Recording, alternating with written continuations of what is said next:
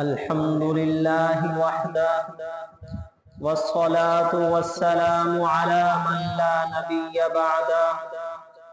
أما بعد فأعوذ بالله من الشيطان الرجيم. بسم الله الرحمن الرحيم. وعباد الرحمن الذين يمشون على الأرض هونا وإذا خاطبهم الجاهلون قالوا سلاما والذين يبيتون لربهم سجدا وقياما. صدق الله العظيم وصدق رسوله النبي الكريم ونحن على ذلك لمن الشاهدين والشاكرين والحمد لله رب العالمين. میرے انتہائی واجب الاحترام بھائیوں، بزرگوں اور دوستوں، یہ آیات جو میں نے آپ حضرات کے سامنے تلاوت کی ہیں، ان آیات میں اللہ تعالی اپنے محبوب بندوں کی صفات بیان فرما رہے ہیں. اس بات کو ذہن میں تازہ کرتے رہیں کہ جس آدمی کو جس سے محبت ہوتی ہے، اس محبت کی بنیاد پر اس کی صفات، اس کی باتیں لوگوں کے سامنے کرتا رہتا ہے. اس آدمی کو اپنے محبوب کی باتیں لوگوں کے سامنے کرنے میں لذت محسوس ہوتی ہے. اسی طرح اللہ تعالی اپنے محبوب بندوں کی صفات قرآن پاک میں بیان فرماتے ہیں اور فخریہ انداز میں بیان فرماتے ہیں. اللہ تعالیٰ نے تقریباً 13 صفات اپنے محبوب بندوں کی بیان فرمائی ہیں. گزشتہ جمعے پہلی صفت کا ذکر کیا تھا. رحمان کے بندے جب زمین پر چلتے ہیں تو عاجزی کے ساتھ چلتے ہیں. ان میں کسی قسم کا کوئی تکبر نہیں ہوتا، بڑائی نہیں ہوتی. وہ اپنے آپ کو بڑا نہیں سمجھتے، اپنے آپ کو چھوٹا سمجھ کر زندگی گزارتے ہیں. یہ رحمان کے بندوں کی پہلی صفت تھی. آج انشاءاللہ رحمان کے بندوں کی دوسری صفت کا ذکر کرتے ہیں کہ رحمان کے بندوں کی دوسری صفت یہ ہے، اللہ تعالیٰ فرماتے ہیں وَإِذَا خَاطَبَهُمُ الْجَاهِلُونَ قَالُوا سَلَامًا. جب جاہل لوگ ناشائستہ گفتگو کرتے ہیں تو رحمان کے بندے ان کو سلامتی کی بات کرتے ہیں. جاہلون سے مراد بے وقوف اور بے ادب لوگ ہیں، جن میں بڑوں کا ادب نہیں ہوتا، نہ چھوٹوں کا ادب ہوتا ہے، نہ علماء کا ادب ہوتا ہے، نہ معزز لوگوں کا ادب ہوتا ہے. تو ایسے بے ادب لوگ جب ناشائستہ گفتگو کرتے ہیں تو اللہ تعالیٰ فرماتے ہیں کہ میرے محبوب بندے ان کو سلامتی کے ساتھ جواب دیتے، ان کی تکلیف دہ باتوں کا جواب سلامتی کے انداز میں دیتے ہیں، سلامتی کی بات کرتے ہیں. حضرت مجاہد رحمہ اللہ بہت بڑے مفسر گزرے ہیں. یہ حضرت ابن عباس رضی اللہ عنہ کے شاگرد ہیں. وہ فرماتے ہیں کہ اس آیت کا مطلب یہ ہے کہ بے ادب لوگ تکلیف دہ بات کرتے ہیں، لیکن رحمان کے بندے درست بات کرتے ہیں اگرچہ ان کو تکلیف پہنچ جائے. یعنی رحمان کے بندوں کو بے وقوف لوگوں کی بات سے اگر کوئی تکلیف پہنچ جائے تو پھر بھی رحمان کے بندے ان کی باتوں کو برداشت کرتے ہیں، ان کی باتوں کا جواب جہالت کے ساتھ نہیں دیتے، بدسلوکی کے ساتھ نہیں دیتے، یا تو خاموش رہتے یا پھر ان کو سلامتی کی بات کرتے، درست بات کرتے. رسول اللہ صلی اللہ علیہ وسلم کی یہ عادت مبارکہ تھی کہ کوئی جتنا بھی رسول اللہ صلی اللہ علیہ وسلم کے ساتھ جہالت کا برتاؤ کرتا، رسول اللہ صلی اللہ علیہ وسلم کی برداشت میں اتنا ہی اضافہ ہو جاتا. یہود کے ایک بہت بڑے عالم تھے جو بعد میں مسلمان ہو گئے. وہ فرماتے ہیں کہ جب میں نے رسول اللہ صلی اللہ علیہ وسلم کو پہلی مرتبہ دیکھا تو میں دیکھتے ہی رسول اللہ صلی اللہ علیہ وسلم نے نبوت کی ساری علامتیں پہچان گیا سوائے 2 علامتوں کے۔ وہ 2 علامتیں میں اس وقت نہیں پہچان سکا، اس وقت معلوم نہیں کر سکا۔ ان 2 علامتوں میں سے ایک علامت یہ ہے کہ آپ صلی اللہ علیہ وسلم کی برداشت عدم برداشت پر غالب ہے، اور دوسری علامت یہ ہے کہ کوئی آپ صلی اللہ علیہ وسلم کے ساتھ جتنا جہالت کا برتاؤ کرے گا، آپ صلی اللہ علیہ وسلم کی برداشت میں اتنا ہی اضافہ ہو جائے گا۔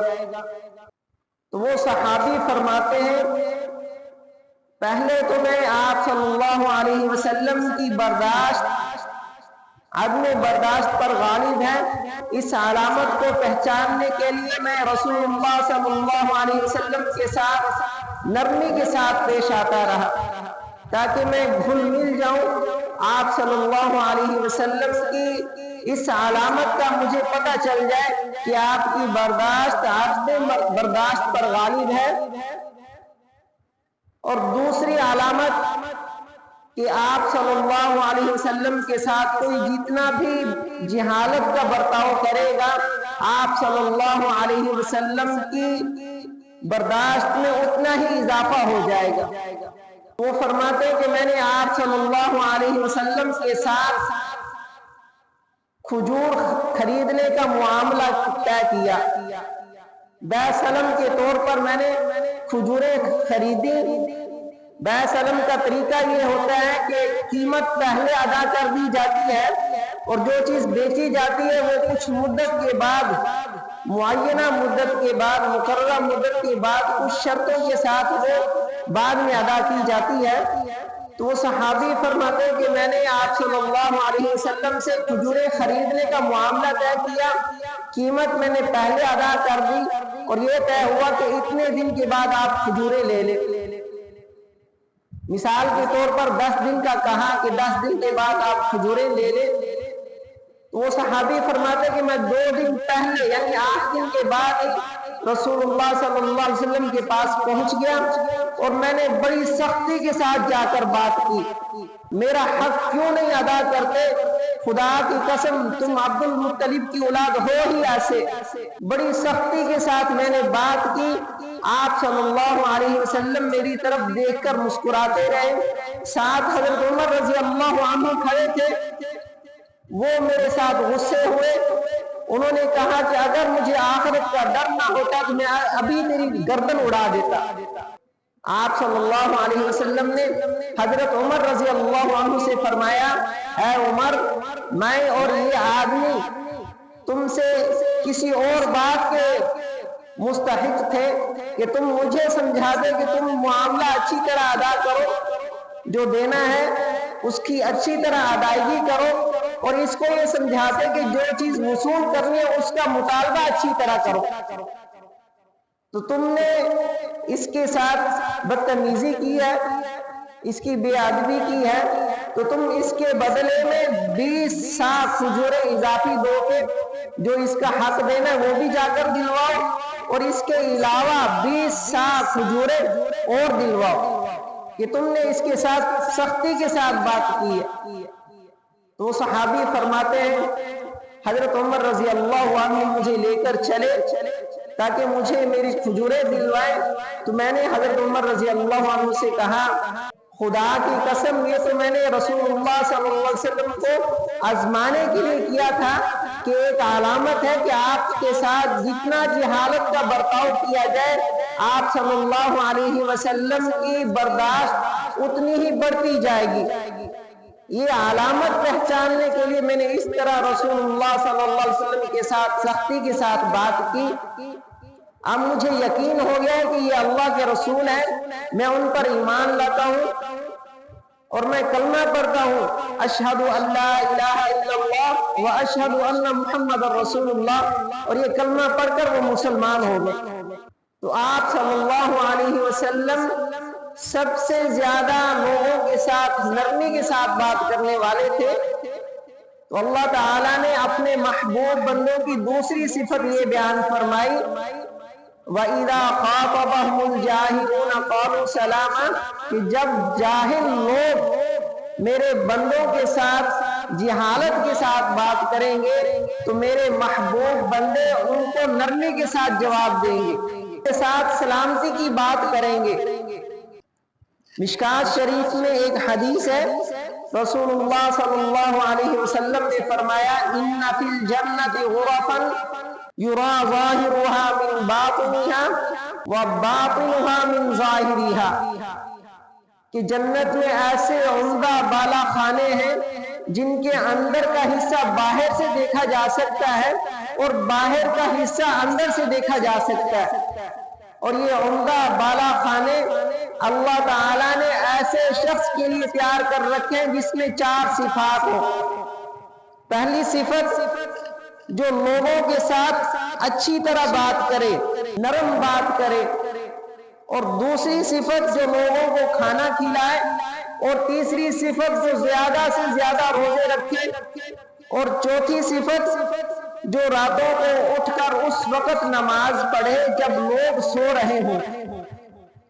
تو رسول اللہ صلی اللہ علیہ وسلم نے فرمایا جس آدمی میں یہ 4 صفات ہوں گی کہ جو لوگوں کے ساتھ اچھی اور نرم گفتگو کرے، زیادہ سے زیادہ نفلی روزے رکھے، لوگوں کو کھانا کھلائے، اور راتوں کو اٹھ کر اس وقت نماز پڑھے جب لوگ سو رہے ہوں، تو اس آدمی کو اللہ تعالیٰ جنت میں ایسے بالا خانے عطا فرمائیں گے جن کے اندر کا حصہ باہر سے دیکھا جا سکتا ہے اور باہر کا حصہ اندر سے دیکھا جا سکتا ہے۔ اگر کوئی ہمارے ساتھ سخت گفتگو کرے تو ہم اس کے ساتھ نرمی کے ساتھ گفتگو کریں۔ ہمیں قرآن بھی یہی تعلیم دیتا ہے اور احادیث بھی، رسول اللہ صلی اللہ علیہ وسلم کی مبارک احادیث بھی یہی تعلیم دیتی ہیں۔ حضرت ابو ہریرہ رضی اللہ عنہ فرماتے ہیں ایک مرتبہ ایک شخص نے رسول اللہ صلی اللہ علیہ وسلم کے سامنے حضرت ابوبکر رضی اللہ عنہ کو ڈانٹنا شروع کر دیا، سخت باتیں کہنا شروع کر دی۔ حضرت ابوبکر رضی اللہ عنہ اس کی باتیں، اس کی ڈانٹ خاموشی کے ساتھ سنتے رہے۔ آپ صلی اللہ علیہ وسلم حضرت ابوبکر صدیق رضی اللہ عنہ کی طرف دیکھ کر مسکراتے رہے۔ جب اس آدمی نے زیادہ سخت باتیں کہنا شروع کی تو حضرت ابوبکر صدیق رضی اللہ عنہ نے اس کی 1-2 باتوں کا جواب دے دیا۔ جب جواب دیا تو آپ صلی اللہ علیہ وسلم اس مجلس سے اٹھ کر تشریف لے گئے، ناراض ہو کر۔ آپ صلی اللہ علیہ وسلم ناراض ہو کر اس مجلس سے اٹھ کر چلے گئے۔ حضرت ابوبکر رضی اللہ عنہ اٹھے، آپ صلی اللہ علیہ وسلم کے پیچھے گئے اور عرض کیا یا رسول اللہ، جب وہ مجھے سخت باتیں کہہ رہا تھا، مجھے ڈانٹ رہا تھا، آپ بیٹھے رہے، جب میں نے اس کی 1-2 باتوں کا جواب دے دیا تو آپ ناراض ہو کر اٹھ کر چلے گئے۔ آپ صلی اللہ علیہ وسلم نے فرمایا کہ جب وہ آدمی تجھے سخت باتیں کہہ رہا تھا، تجھے ڈانٹ رہا تھا، اس وقت تیری طرف سے ایک فرشتہ اس کو جواب دے رہا تھا، اور جب تو نے خود اس کی باتوں کا جواب دینا شروع کیا، اس وقت درمیان میں شیطان آ گیا اور شیطان کے ساتھ میں نہیں بیٹھ سکتا۔ تو اگر کوئی آدمی ہمارے ساتھ بدتمیزی کرتا ہے، سخت گفتگو کرتا ہے، بے ادبی کرتا ہے، اگر ہم خاموشی کے ساتھ اس کی باتیں سن لیں تو اللہ تعالیٰ ایک فرشتے کی ڈیوٹی لگا دیتے ہیں، وہ ہماری طرف سے اس کو جواب دیتا ہے۔ اسی طرح آپ صلی اللہ علیہ وسلم کے سامنے ایک شخص نے دوسرے شخص کو برا بھلا کہا، اور جس کو وہ برا بھلا کہہ رہا تھا آگے سے وہ اس کو جواب میں یہ کہہ رہا تھا علیہ السلام، تم پر سلامتی ہو۔ تو آپ صلی اللہ علیہ وسلم نے اس شخص سے فرمایا جس کو وہ برا بھلا کہہ رہا تھا، جب وہ تمہیں گالیاں دے رہا تھا، تمہیں برا بھلا کہہ رہا تھا، اس وقت ایک فرشتہ تیری طرف سے اس کو جواب دے رہا تھا بل انت وانت احق بہ، بلکہ تم خود ایسے ہو جیسا تم اس کو کہہ رہے ہو۔ وہ فرشتہ اس کو جواب میں کہہ رہا تھا کہ تم خود ایسے ہو اور تم اس کے زیادہ حقدار ہو، یعنی جو تم گالیاں دے رہے ہو وہ اس کے لیے نہیں ہے، تم اس کے زیادہ حقدار ہو۔ اور آگے سے وہ یہ جواب دے رہا تھا علیہ السلام، تم پر سلامتی ہو، اور کچھ نہیں کہہ رہا تھا، جواب میں صرف یہ کہہ رہا تھا تم پر سلامتی ہو۔ تو آپ صلی اللہ علیہ وسلم نے فرمایا کہ وہ فرشتہ تمہیں بھی یہ کہہ رہا تھا، لا بل علیک انت احق بہ، اس پر سلامتی نہ ہو بلکہ تم پر سلامتی ہو، کیونکہ تم اس کے زیادہ حقدار ہو۔ ہمارے ساتھ اگر کوئی آدمی برائی کے ساتھ پیش آئے، ہمیں گالیاں دے، ہم خاموشی اختیار کر لیں، وہ کتنی دیر تک ہمیں گالیاں دیتا رہے گا؟ 1 منٹ دے گا وہ خاموش ہو جائے گا۔ اگر ہم جواب میں کچھ کہیں گے تو لڑائی بڑھے گی، فتنہ فساد بڑھے گا، جس سے شیطان خوش ہوگا۔ اگر ہم خاموشی کے ساتھ اس کی 1-2 منٹ کی بات سن لیں تو اس پر اللہ تعالیٰ کتنا اجر عطا فرمائیں گے کہ جنت میں ایسے بالا خانے عطا فرمائیں گے جن کے اندر کا حصہ باہر کھڑے ہو کر دیکھ سکتے ہیں اور باہر کا حصہ اندر کھڑے ہو کر دیکھ سکتے ہیں، تو اس کی دیواریں ایسی ہوں گی۔ تو ایسے عمدہ بالا خانے عطا فرمائیں گے اگر ہم کسی کی باتیں صرف 1-2 منٹ برداشت کر لیں۔ حضرت ابو ایوب انصاری رضی اللہ عنہ فرماتے ہیں، ایک شخص آپ صلی اللہ علیہ وسلم کی خدمت میں حاضر ہوئے اور عرض کیا، یا رسول اللہ مجھے کچھ نصیحت فرمائے، اور نصیحت بھی مختصر ہو، لمبی چوڑی نصیحت نہ ہو، مختصر نصیحت فرمائے۔ آپ صلی اللہ علیہ وسلم نے اس شخص کو 3 نصیحتیں فرمائی۔ پہلی نصیحت یہ فرمائی، اذا قمت فی صلاتک فصلی صلاۃ مودع، کہ جب تم نماز میں کھڑے ہو جاؤ تو پھر ایسی نماز پڑھو جیسے یہ تمہاری آخری نماز ہو۔ اگر کسی آدمی کو یہ پتہ چل جائے کہ یہ میری آخری نماز ہے، جیسے ہی میں سلام پھیروں گا فرشتہ میری روح قبض کر لے گا اور میں یہیں پر لاش بن جاؤں گا، تو سوچیں کہ اس کی کیسی نماز ہوگی۔ اس نماز میں اس کا دھیان، اس کی توجہ کسی اور طرف نہیں جائے گی، صرف اللہ کی طرف اس کی توجہ ہوگی۔ اللہ کے سامنے بڑی عاجزی کے ساتھ وہ نماز پڑھے گا۔ اگر کوئی آدمی اس کے سر پر بندوق رکھ دے اور کہے کہ بس تو آخری نماز پڑھ لے، جیسے ہی تو سلام پھیرے گا میں تجھے گولی مار دوں گا، تو اب وہ شخص جتنی توجہ کے ساتھ، جتنا اللہ کو یاد کرتے ہوئے وہ نماز پڑھے گا وہ ظاہر ہے۔ تو اس لیے ہم ایسی نماز پڑھیں کہ جیسے یہ ہماری آخری نماز ہو۔ جب ہم اس سوچ کے ساتھ نماز پڑھیں گے تو پھر ہمارا دل نماز میں لگے گا، ہماری توجہ نماز میں ہوگی۔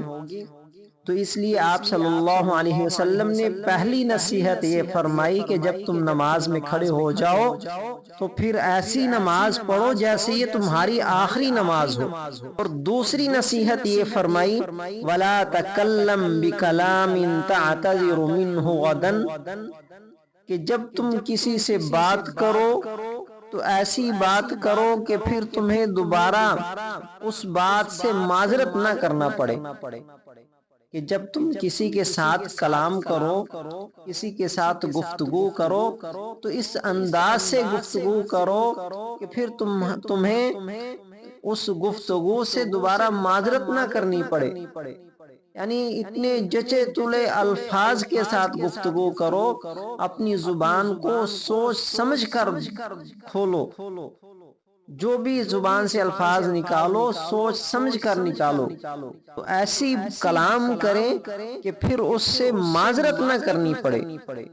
اور تیسری نصیحت یہ فرمائی، وَاجْمَعِ الْإِيَاسَ مِمَّا فِي يَدِ النَّاسِ، کہ لوگوں کے ہاتھوں میں جو مال ہے اس سے تم اپنے آپ کو مستغنی رکھو۔ جب تم اپنے آپ کو اس سے مستغنی رکھو گے تمہاری نظر لوگوں کے مال پر نہیں ہوگی، اللہ تعالیٰ تمہاری عزت کو بڑھا دیں گے۔ اگر تمہاری نظر لوگوں کے مال پر ہوئی اللہ تمہاری عزت کو کم کر دیں گے۔ تو یہ 3 نصیحتیں فرمائیں رسول اللہ صلی اللہ علیہ وسلم نے، اور یہی 3 نصیحتیں اگر ہم اپنے پلے باندھ لیں تو اللہ تعالی ہماری زندگی بنا دیں گے، ہماری زندگی سنور جائے گی۔ تو آپ صلی اللہ علیہ وسلم کی عادت مبارکہ تھی کہ کوئی جتنا آپ صلی اللہ علیہ وسلم کے ساتھ جہالت کا برتاؤ کرتا، آپ صلی اللہ علیہ وسلم کی برداشت میں اتنا ہی اضافہ ہو جاتا۔ اسی طرح اگر کوئی آپ صلی اللہ علیہ وسلم کے سامنے جہالت کا برتاؤ کرتا، آپ صلی اللہ علیہ وسلم اس کو بھی برداشت فرماتے۔ بخاری اور مسلم دونوں میں یہ حدیث موجود ہے کہ ایک شخص مدینہ منورہ آیا اور اس کو شدت سے تیز پیشاب آنے لگا۔ اب اس نے ادھر ادھر دیکھا کوئی آڑ ہو تو میں اس آڑ میں جا کر پیشاب کروں، تو اس کو مسجد نبوی کی چار دیواری نظر آئی، مسجد نبوی کا احاطہ نظر آیا۔ تو اب وہ مسجد نبوی کے اندر چلا گیا، اس نے ایک دیوار کی طرف منہ کر کے پیشاب کرنا شروع کر دیا۔ اب آپ صلی اللہ علیہ وسلم اور آپ کے صحابہ موجود ہیں، آپ صلی اللہ علیہ وسلم دیکھ رہے ہیں، صحابہ رضی اللہ عنہم نے اس کو آواز دی، مہ مہ، رک جاؤ رک جاؤ۔ آپ صلی اللہ علیہ وسلم نے اپنے صحابہ کو منع فرما دیا کہ اب اس کو کچھ نہ کہو۔